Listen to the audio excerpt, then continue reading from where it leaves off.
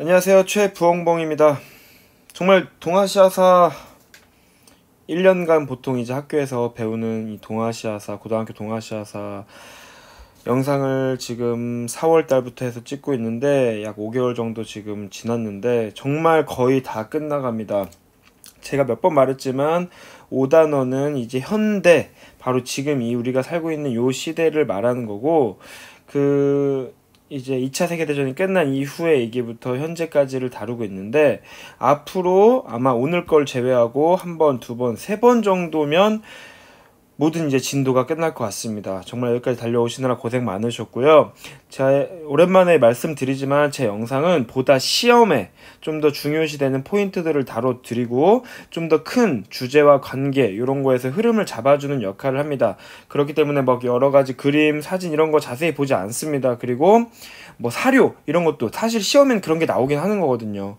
그래가지고 이제 그런 포인트만 조금 여러분들이 좀 요약적으로 끼고 효과적이고 단축적으로 좀 보길 바라면서 찍고 있고요. 동아시아사가 다 끝나면 또 어떤, 이번엔 좀 너무 이제 진도에 급급하지 않고 좀 재밌는 역사도, 이제 역사가 들어갈 수밖에 없겠지만 좀 재밌는 영상을 찍어보고 싶기도 하고, 뭐 먹방도 찍어보고 싶고, 참 관종같이 이제 뭔가 하고 싶은 게 많은데 한번 고민을 해보도록 하겠습니다. 오늘은 동아시아의 국교 회복이라는 주제로 우리가 얘기를 시작해 보려고 합니다. 동아시아의 국교라는 말, 이제 이런 게 어렵지 않죠? 국교라는 말. 자, 국가 간의 외교 관계가 회복이 되었다라고 지금 적혀 있었네요. 회복이란 말 언제 쓰죠? 뭐 아팠다가 회복했다. 자, 보시면 회복이란 단어는 그 전에 안 좋았으니까, 이런 걸 굳이 써나? 안 좋았으니까 그 이후에 회복되겠다, 요런 식으로 이제 이해하면 되지 않을까요? 즉 어떠한 여러 가지 이유도 우리가 다 배웠지만 이유들로 인해서 국가 간의 외교 관계가 좋지 않았다가 이제 좋아진다라는 단원입니다. 오케이? 비온 뒤에 우리 싸우고도 더 오히려 친해지는 경우도 있고, 속담에서도 비온 뒤에 땅이 굳는다라는 말도 있잖아요. 동아시아의 국가들도 우리가 여러 국가들을 배웠잖아요. 지금 뭐 우리나라의 뭐 대한민국, 북한을 비롯해서 중국, 일본, 타이완, 베트남까지, 그리고 우리가 이 직전 단원에서 소련과 미국을 대표하는 자본주의와 공산주의 간의 이제 큰 국가들, 이 관계 속에서 냉전 얘기를 배웠는데, 자, 오늘은 이제 그런 것들이 조금 해소되고 회복된다는 얘기입니다. 자, 공부의 방향을 조금 이제 알려드리겠습니다. 뭐 팁이라고 할 것도 좀 없는데, 공부 방향을 좀 두 가지 정도로 설명을 드릴 건데, 자, 아까 말씀드렸지만 국가 간의 관계가 좋지 않았다가 회복된다는 얘기잖아요. 그렇죠? 그러니까 우리가 생각을 해보면 국가 간의 관계가 동아시아에서 좋지 않았던 경우, 최근에 이제 좋지 않았던 경우가 두 가지 정도로 우리가 손을 꼽을 수 있습니다. 먼저 첫 번째는, 이거 파란색으로 적을게요. 첫 번째로는 바로 일본 때문이었죠. 그렇죠? 일본이 우리 언제입니까? 근대가 시작되면서 개항 이후부터 제국주의로 나아가면서, 그렇죠? 우리나라 침략하고 중국 침략하면서 만주사변 중일전쟁까지, 그리고 2차 세계대전의 주인공이 되면서 정말 많은 국가들의 피해를 입혔고, 이게 동아시아에도 영향을 많이 끼쳤잖아요. 그렇죠? 그 동아시아 국가들 간에 일본을 대상으로 사이가 매우 안 좋았겠죠. 일본이 주인공이에요. 여기서는 일본과, 그러니까 즉 국교가 회복된다라는 얘기를 들어보시면 되겠습니다. 이 과정에서 몇 번 저번 시간에도 강조했던 샌프란시스코 조약 얘기부터 시작이 되는 거고요. 두 번째 측면에서는, 자, 일본과는 뭐 어떻게 이제 회복이 될 거라고 친다면 또 다른 뭔가 심상치 않은 분위기가 있었죠. 바로 냉전이죠. 그렇죠? 냉전 때문에도 동아시아 국가 간의 외교 관계가 좋지 않았던 경우가 있잖아요. 그렇죠? 소련을 중심으로 한 사회주의 국가들 끼리끼리 모이고, 미국을 중심으로 한 자본주의 국가들 끼리끼리 모이고, 서로 각자의 체제를 위해서 미국은 일본, 대한민국, 타이완을 강한 나라로 만들기 위해 노력했고, 소련은 중국, 북한에 지원을 해줬다. 그쵸? 그리고 중국은 베트남을 지원을 해줬고, 이런 과정이 점점 해결이 될 겁니다. 해소가 될 겁니다. 거기서 이제 어려운 표현이 하나 등장하는데, 어려운 표현보다는 이 프랑스어인데 데탕트라고 합니다. 냉전 체제가, 데탕트는 한국말로 완화 라고, 좀 부드러워지고 조금 이제 풀어졌다, 이런 뜻입니다. 긴장이 완화되었다, 냉전 체제가 풀어졌다라는 얘기를 배우게 될 겁니다. 오케이? 요 내용에 대해서 이제 우리가 배우는 게 요 영상이고, 조금 더 시험 얘기를 좀 더 하자면, 선생님 정말 수업 시간에 연도 외우는 것을 좀 싫어하기도 하고 동아시아 뭐 수능 같은 경우 연도를 몰라도 모든 문제를 풀 수 있습니다. 거의 99%. 물론 1%의 확률이 있긴 있습니다. 한 문제 정도 0점 몇 문제인데 시험적으로 봐서 근데 이 시기가 특히 연도 외우는 걸 싫어하지만 시기가 중요합니다. 그리고 주요 사건들의 순서가 중요합니다. 이걸 이해하기 위해서는 흐름을 우리가 잘 이해해야 되겠죠. 그쵸? 흐름을 좀 강조하고 싶은 단원이 바로 요 단원입니다.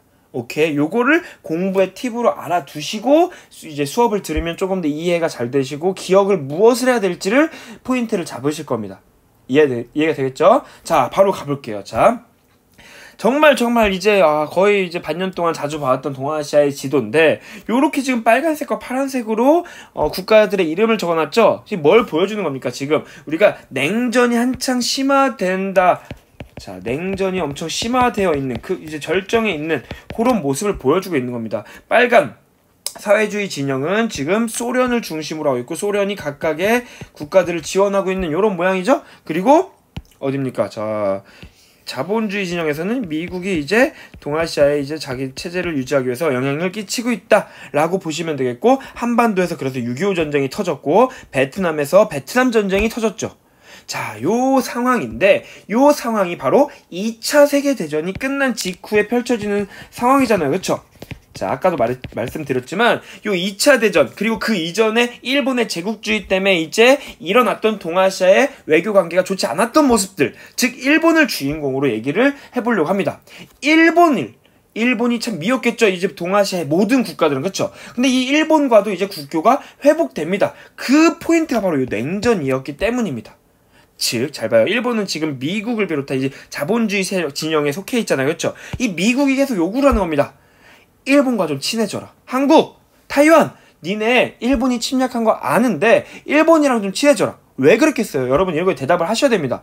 바로 냉전이 심해지고 있는 상황 속에서 우리 한반도의 북한 그리고 타이완 옆에 중국 이 사회주의 세력이 확대된다면 미국이 엄청난 아시아의 시장을 잃게 되고 경제적인 동맹관계가 없어지게 되는 거잖아요. 그렇죠? 그러니까 이걸 막기 위해서 사회주의 세력의 확장을 막기 위해서 일본을 엄청나게 키웠단 말이에요. 그렇죠? 마찬가지로 대한민국을 6.25 전쟁 때 도와줬고 타이완을 지원했단 말이에요. 국共내전 때. 이 관계 속에서 우리들끼리는 친해져야 되지 않겠냐? 라고 하면서 일본이랑 먼저, 자, 이거 몇 번 반복한 얘기입니다. 샌프란시스코 강화 조약을 통해서 주권을 회복시켜주고 그와 동시에 미일, 자, 마음이 또 급해져서 글자가 날아가는데 미일 안보 조약을 체결을 하면서 우리 6.25 전쟁 중에 일본을 강한 나라로 점점 만들어졌죠. 그리고 우리 동아시아 국가들에 말하는 겁니다. 일본이랑 좀 친해지라고. 그 먼저 거기에 이제 손을 내밀었던 게 바로 타이완입니다.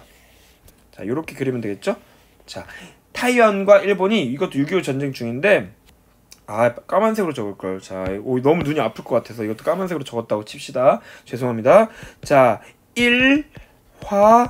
평화조약이라는 것을 체결을 하면서 국교가 이제 수립이 됩니다. 타이완도 지금 일본의 침략을, 우리 청일전쟁 기억나시죠? 타이완이 청일전쟁 일본의 승리로 인해서 시모노세키 조약으로 인해서 일본 땅이 됐잖아요. 타이완도 일본 지배를 받았었단 말이에요. 일본에 대한 안 좋은 감정이 분명히 있었단 말이에요. 오케이? 그런데 이제 일화 평화 조약을 통해서 국교가 이제 수립이 된다라고 보시면 되겠습니다. 1952년 이렇게 보시면 되겠고요. 우리나라도 일본과 우리나라 35년간의 일제 강점기 정말 지금까지도 영향을 끼치고 있잖아요. 한일 관계. 한일전은 뭐 축구 당연한 거고 야구 당연한 거고 가위바위보도 지면 안 된다 이런 인식이 있잖아요. 그렇죠? 근데 어떻게 국교가 수립됐을까요? 여기서도 미국의 엄청난 이제 압박이라고 해야 될까요? 요구를 하는 겁니다. 한국, 이 당시 우리 박정희 대통령 시절인데, 일본이랑 좀 이제 화해해라. 이런 식으로 해서 외교 관계를 정상화해라. 라고 하면서, 우리나라에서도 이제, 1960년대부터 한국 정부와 일본 정부 간에 이 국교를 수립하는 요 과정에 대한 움직임이 막 이제 생기기 시작하는 거죠. 여기서 우리나라 국민들이 엄청난 반대 시위를 했죠. 진짜 엄청난 반대 시위를 했다는 건 이제 한국사를 공부하면서 이제 배우게 될 텐데, 박정희 정권 때 한일 협정에 대한 이제 반대 시위 막 이런 거 있고 굴욕적이었다 막 이런 거 얘기하면서 김종필, 오히라, 비밀 회담 이런 얘기, 각서 이런 얘기도 나오고 독도 얘기도 나오고, 그쵸? 사과와 배당 문제가 제대로 해결되지 않는 말할 것 정말 많은데, 동아시아사에서는 주제만 이제 중심으로 해가지고, 자, 대한민국과 일본이 어찌됐든 결과적으로 1965년 박정희 정권 때 한일 기본 조약이라는 것을 체결하면서 국교가 정상화됩니다. 45년도에 해방을 맞이하고 약 20년 동안 일본이랑 말도 안 섞었단 말이에요. 물론 말은 섞었죠. 이승만 대통령은 월드컵 예선을 일본이랑 해야 되는데 일본 그 당시 표현을 쓰자면 외놈들이 우리나라 땅 밟는 거 용서도 못하겠다 하면서 두 경기 다 홈앤어웨이로 해야 되는 경기를 다 일본에서 치르라고 하기도 하고요. 정말 이 분노심이 있었는데 20년 만에 일본과 이렇게 국교가 정상화되는 겁니다. 이로써 파란 국가들 간의 공산주의에 반대하는 동맹이 이렇게 형성이 되는 겁니다. 오케이, 느낌 오겠죠? 1965년은 또 어떤 시대입니까? 바로 베트남 전쟁이 시작되는 시기잖아요. 여기서 미국이 참전하면서 우리나라 이제 군대도 이제 요청을 하거든요. 파병을. 이 과정에서도 이 미국과도 왜 끈이란 말을 했었죠? 긴밀한 이 관계를 맺어야 되기 때문에 미국이 게다가 우리 국군을 현대화시켜주고 막 그런 얘기가 나오거든요. 요 시점이 다 그런 냉전 체제가 완전 극단으로 최고로 심화됐던 시대라고 보시면 되겠습니다. 오케이, 요 정도 해가지고 일본을 중심으로 하는 이 제국주의 시절 2차 대전 냉전이 심화되는 과정 속에서 국교가 회복되는 모습을 배우면 되겠습니다. 오케이? 이 시간에 녹음을 해본 적이 없어가지고 말이 좀 버벅거리네요. 자, 두 번째 백지네요. 자, 두 번째는 아까 말씀드렸지만 냉전 체제가 이제 완화되는 과정, 긴장이 완화되는 과정, 요 과정에서 국교가 수립되는 얘기를 보겠습니다. 여러분 느낌을 딱 받으셔야 돼요. 냉전, 사회주의와 자본주의 간의 경쟁이 완화된다? 미국과 소련을 중심으로 한 그 빨간 국가, 파란 국가들로 색깔로 나뉘었던 그 국가들이 친해질 수 있을까? 엄청나게 지금 서로 싫어했고 반공 얘기까지 나왔는데, 그쵸? 이거를 이건 시험에 진짜 안 나오거든요. 근데 이해를 하시면 또 이제 흐름이 잡힐 겁니다. 이건 좀 적어드릴게요. 완전 백지인데 좀 적어드릴게요. 다 완성되고 캡처를 좀 하시면 좋을 것 같습니다. 여러분들 제가 글자도 좀 차근차근 써볼게요. 자, 냉전이라는 정말 이제 언제 끝날지 모르는 자본주의, 사회주의 간의 그 세력 다툼이 어떻게 이게 풀리게 되느냐? 다양한 이제 배경이 있습니다. 세계의 흐름이 있고요. 여러 가지 요인들이 있는데 먼저 이런 얘기를 드릴게요. 제가 자, 갑자기 안 나오길래. 일단은 세계의 흐름, 세계가 요런 말 여러분들 고2나 고3이실 테니까 아실 수 있지 않을까요? 다원화됩니다. 다원화됩니다. 이게 무슨 말이죠? 다원화된다? 자, 다원화된다. 이제 여기 이 냉전 체제에서는 어땠습니까? 세계가 딱 둘이었어요. 이원화 또는 이제 양극화라고 표현하죠. 양극화란 표현. 어떻게 양극화입니까? 미국과 소련을 중심으로 양극화되는 거 아닙니까? 자본주의 아니면 사회주의, 그쵸? 양극 체제, 요런 표현. 근데 요런 상황에서 다극화, 오늘 왜 이렇게 위쪽이 이제 글씨가 안 써지죠? 다극화되는 거예요. 다극화 또는 다원화 된다는 거예요. 세계의 중심이 미국 또는 소련뿐만이 아니게 되는 거예요. 이게 무슨 말일까요? 자, 무슨 말이냐면 제3세계가 성장합니다. 자, 2차 대전, 1차 대전의 중심이었던 유럽, 미국, 게다가 소련, 이들 중심 국가들 말고도 조금은 소외되었던 식민지 국가들, 약했던 국가들, 그리고 아프리카 국가들 조금씩 경제도 성장하고 정치도 발전하면서 이 사람들의 목소리도 낼 수 있게 되는 겁니다. 인도, 우리나라도 마찬가지고요. 저 동남아시아 국가들, 아프리카 주요 국가들, 그리고 동유럽의 좀 약했던 국가들도 목소리를 내기 시작하는 겁니다. 제3세계가 성장을 하는 겁니다. 이런 과정에서 미국, 소련만 중심이 아니다. 이 다원화가 되는 과정인 거죠, 세계가. 이거는 지금 현재까지도 이어지는 현상이잖아요. 그쵸? 이런 식으로 되고요. 또 미국 내의 문제도 있어요. 미국 내에서 무슨 전 세계 경찰입니까? 여기저기 다 6.25 전쟁도 껴들고, 베트남 전쟁도 껴들고, 그 이전에 2차 대전에도 껴들고, 그 전에 1차 대전에도 껴들고, 국제연맹을 만들자고 하고, 국제연합을 만들자고 하고, 전 세계를 지키는 이제 무슨 국제 경찰이잖아요, 그쵸? 이게 국내에서 그렇게 이제 좀 회의감을 들게 하는 거예요, 국민들한테. 야, 이런 전쟁터에 군인들 끌고 가면 우리 젊은 가족들만 다 나가서 죽고, 우리 이제 국방비 많이 소모되고, 국내 문제에 좀 신경을 써달라. 그 반전 운동 같은 게 이제 막 펼쳐지는 거 얘기했잖아요. 베트남 전쟁이 이제 계속 미국한테 유리하지 않게 흘러가니까 이럴 거 뭐하러 싸우냐, 아시아 문제에 껴들어서. 무슨 느낌인지 알겠죠? 미국의 부담이 커지는 겁니다. 자, 이런 요소들을 잘 연결을 해봅시다. 그리고 또 이런 상황도 펼쳐집니다. 중국과 소련 간에도 트러블이 생깁니다. 아니, 얘네는 냉전의 한 축, 사회주의를 담당하는 완전 동맹, 최고의 가장 이제 밀접한 국가 아닙니까? 이 둘 간에도 조금씩 트러블이 이제 생기기 시작해요. 여러 가지 이유가 있어요. 경제적인 문제, 뭐 그리고 6.25 전쟁 때도 막 그 소련은 동유럽 문제에 좀 관심이 있었잖아요. 그렇죠? 요런 거에 이제 문제들이 생기기 시작하면서 미국 또 문제가 생기고 소련, 중국도 문제가 생기고 이 세계가 지금 냉전을 이제 이끌었던 중심 국가들이 여러 문제에 생기는 거예요. 게다가 이런 과정들을 통해서 차이나 중국이 엄청나게 성장을 하는 겁니다. 영토도 넓고요. 인구가 또 엄청나게 많잖아요. 그러니까 엄청나게 경제적으로 성장할 수 있는 잠재력을 가지고 있고 전 세계 국가들도 이걸 주목하고 있는 거죠. 이 인구 엄청난 마켓 시장 아닙니까? 그쵸? 그러니까 이거 뭐 자본주의건 사회주의건 이게 중요한 게 아니라 중국의 물건을 팔아야 되겠다. 엄청난 인구가 이걸 다 사들이면 엄청난 이득이 되지 않을까요? 사실은 이 국제관계, 외교관계라는 게 사실은 돈, 경제적인 문제가 정말 중요하게 작용한다는 걸 보여주는 거죠.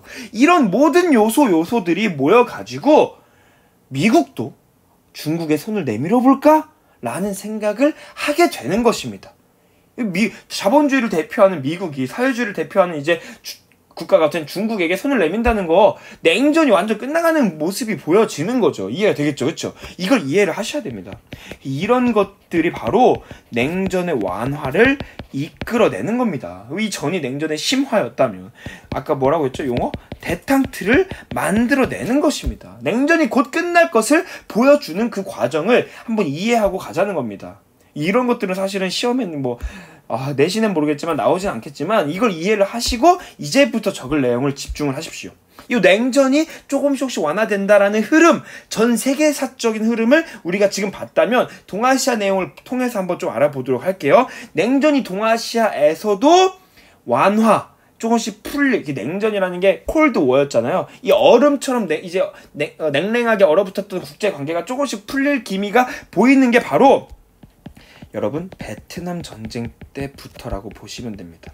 이제 우리 동아시아에 중요한 사건 등장했죠. 베트남 전쟁. 자, 요 단어는 이제 연도라기보다는 시기와 흐름이 좀 중요하니까 이것도 연도를 외울 필요는 없어요. 그러나 시기를 좀 참고하라고 연도를 써드리겠습니다. 자, 1965년 통킹만 사건 64년 때부터 해가지고 베트남 전쟁 참 복잡했죠. 꼭 복습하세요.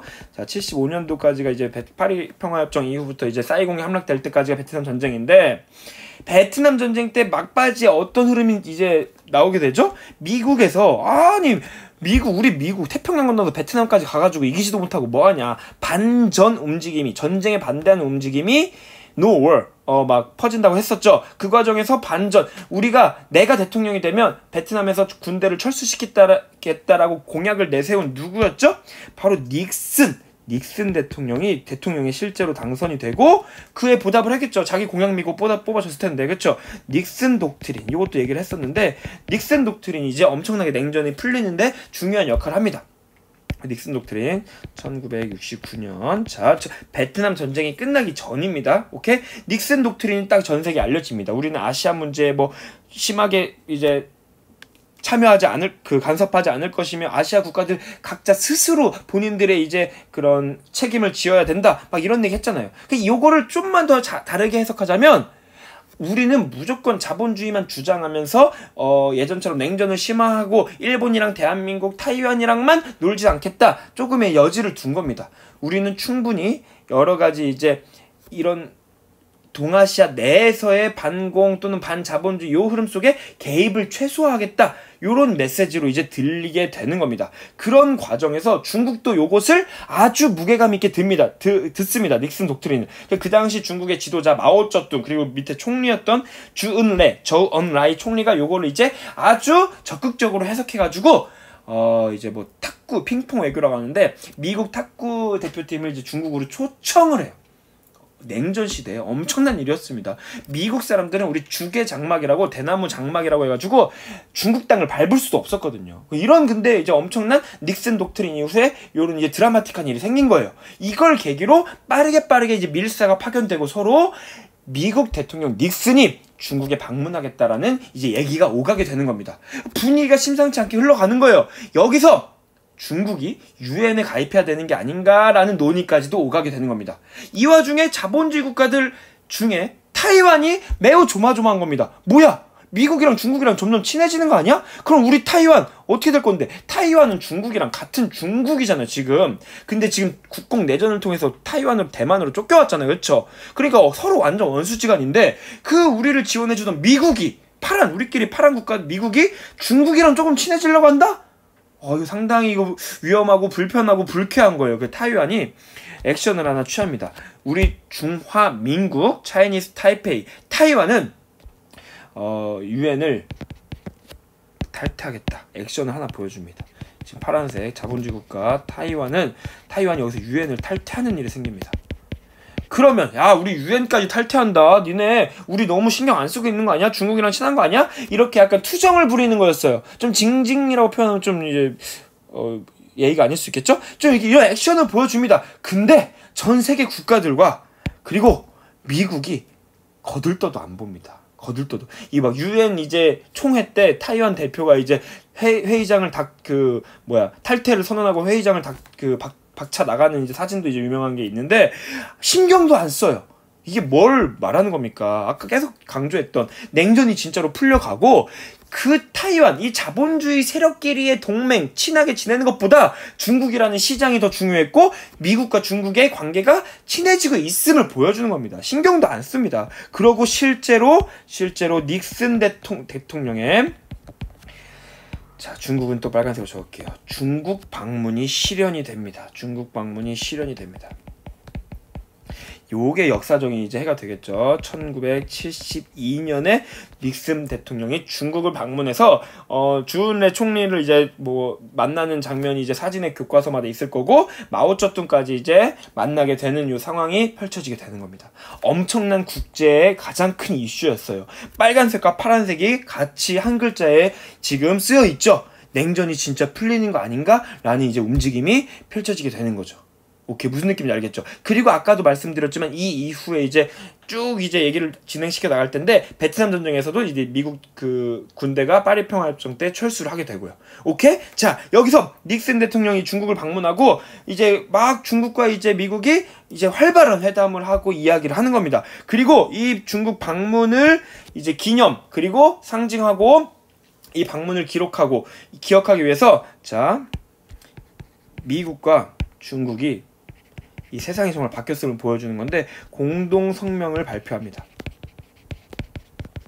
자, 이게 엄청난 이제 의미가 있는 건데 미국과 중국이 공동 성명을 발표하는데 여기서 이제 앞으로 요 밑에 쪽 글자가 이제 쓰여질 건데 이런 엄청난 이제 이걸 이해하셔야 돼요. 자, 이 공동 성명에서 약속하는 게 무엇이냐? 어떤 내용을 발표하는 것이냐?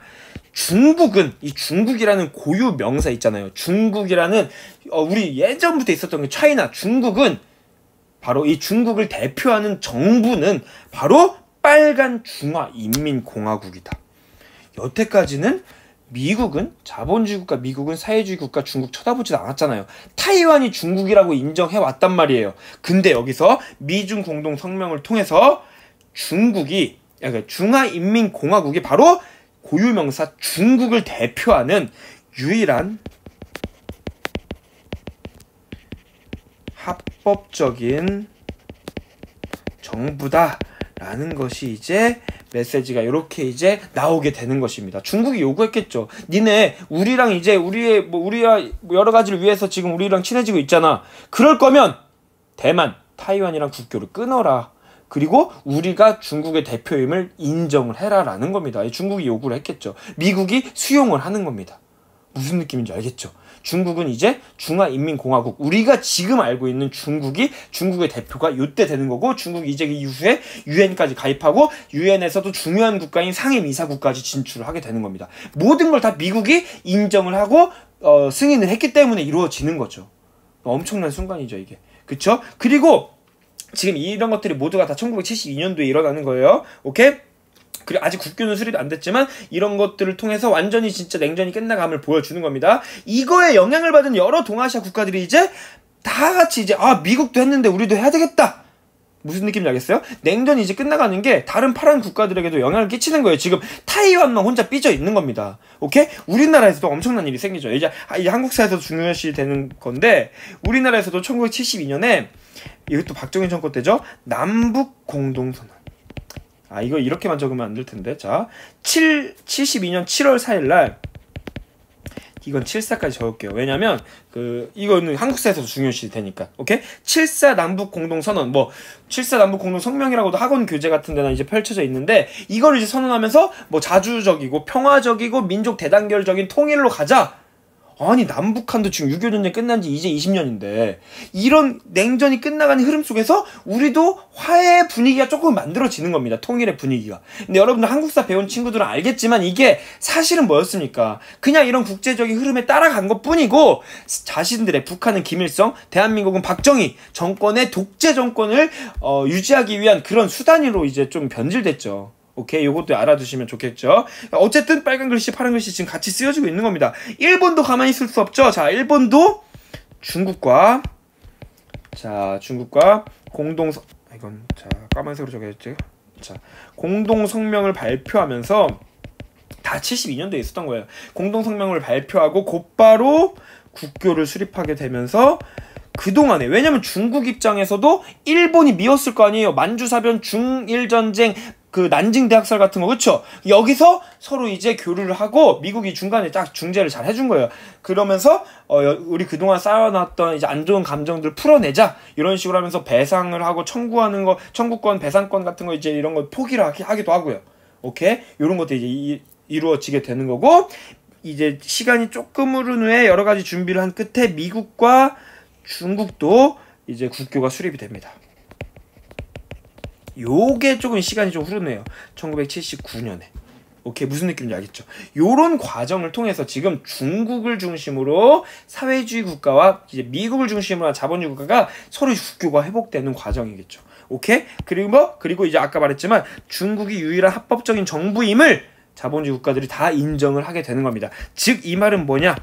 타이완과는 국교가 이제 끊기게 되는 겁니다. 단절, 손절, 단교를 의미하는 겁니다. 요런 내용적인 것도 여러분들이 아셔야 됩니다. 오케이? 요 내용적인 거. 오케이? 이런 과정에서 우리나라는 선생님 그럼 중국이랑 언제 국교 수립됩니까? 자, 우리나라도 요 분위기 속에서 미국이 국교를 수립했네? 그러니까 79년 이후에 80년대 완전 초반부터 비공식적으로 이제 국교를 수립하고 여러 가지 준비를 해가는 과정이 있었고, 좀 이따 적을게요. 92년도에 이제 공식적으로 이제 국교가 수립됩니다. 그리고 그 직전에 엄청난 일이 또 생깁니다. 이것도 이제 세계사 내용이니까 자세히는 다루진 않아요. 자, 소련이 해체가 됩니다. 소련이 해체가 된다. 국가가 해체된다가 무슨 말이에요? 소비에트 사회주의 공화국 연방이었잖아요. 여러 동유럽 국가까지 포함하는, 그리고 여러 가지 스탄으로 끝나는 국가들 포함하는, 그쵸? 이 소련이 해체되고 여기서 혁명이 막 일어나거든요. 옐친이라는 사람이 이끌었던 이제 혁명이 일어나고 러시아라는 국가가 탄생하고 독립국가 연합 CIS 같은 게 형성되면서 국가들이 막 독립을 합니다. 지금의 러시아만 딱 남게 되고 러시아가 수립이 되는데, 이 소련이 이제 해체가 되는 게 1991년이에요. 이때 전 세계가 또 들썩이죠. 냉전의 정말로 전통적인 대표였던 소련이 해체된다? 요때를 냉전의 공식적인 건 없는데 사실은 냉전이 종식되었다, 끝났다라고 부르는 겁니다. 이거 냉전이 이제 완전히 끝났다고 보시면 되겠습니다. 그리고 이제 우리나라도 잇따라 한국, 중국 국교 수립이 일어나고요. 요것도 한국사랑도 중요할 수 있으니까 연도를 말씀드릴게요. 1992년이 되겠습니다. 오케이. 그리고 자, 또 하나 사회주의 국가 어디 있습니까? 지금 베트남도 지금 베트남 사회주의 공화국이잖아요. 그렇죠? 베트남도 국교를 수립한다. 1992년에 이거는 노태우 정권 때 우리가 북방 외교라고 해서 사회주의 국가들과도 외교 관계를 수립하자, 요 정책 속에서 나오게 된 겁니다. 오케이? 이렇게 되면서 냉전부터 시작된 국교에 좋지 않던 외교 관계가 우리 제목 봤죠? 회복되는 모습을 보게 된 겁니다. 오케이? 내용이 참 많기도 하고 선생님 글자가 또 별로 그렇게 썩 좋지 않아서 조금 이제 어려운 부분도 있을 텐데 한번 여러 번 보십시오. 오케이? 그리고 요거를 아까는 여기 자본주의 국가들끼리는 지도를 이용했는데 이거를 지도로 표현하려니까 너무 어렵더라고요. 혹시 이제 필요할까봐 이제 그려놓긴 했는데 요걸 캡처를 일단 하시고요. 캡처, 찰칵. 그리고 요런 것도 한번 캡처를 해주시면 도움이 될까요? 자, 모르겠네요. 자, 그러니까 여기 이제 아까는 파란 줄만 쫙 있다가 여기 이제 빨간 줄과 파란 줄이 이제 같이 이제 연결된다. 냉전이 이제 종식으로 간다. 완화로 간다. 데탕트의 시대로 간다라고 보시면 되겠습니다. 거기서 정말 중요한 사건 하나를 뽑자면 닉슨 독트린입니다. 그때부터 이제 냉전이 급속도로 풀리고 닉슨이 중국을 방문하는 것부터 해서 여러 공동 성명, 공동 선언, 국교 수립되는 관계. 중국이 유일한 합법적인 정부다. 여기서 말하는 중국 중화인민공화국이 유일한 중국 대륙을 대표하는 합법적인 정부다. 타이완은 나가리 된다라고 보시면 되겠습니다. 오케이. 자, 그 타이완이 사실은 섬의 이름이라고 이제 우리가 타이완을 공식적인 국가로 인정하지 않기 때문에 우리도 중국과 국교 수립되면서 타이완이랑 끊기거든요. 그래가지고 그냥 대만 섬 이름이에요. 타이완이라 부르는 거고 공식적인 명칭은 얘들이 다 있어요. 아직도 중화민국이에요, 사실은. 차이니스 타이페이라고도 부르기도 하고 화자, 그 중화민국이라는 말을 아직도 쓰기도 하고 본인들은 그 뭡니까 저기 아까도 일화평화조약 할 때 일화 여기서 나온 화가 중화민국의 화자입니다. 오케이? 그 대표 중국을 대표하다가 냉전의 완화로 인해서 타이완이 좀 이제 외로워졌다라고 이제 얘기가 나오고 여전히 중국과도 여러 갈등의 여지가 남아있는 관계가 남아있는 거죠. 오케이? 자, 오늘 여기까지만 하고요. 다음 시간에 이제 경제 얘기를 좀 해보고 정치 얘기해보고 여러 가지 분쟁 지역 얘기하면 완전히 끝나겠네요. 동아시아사가. 들어주셔서 감사합니다.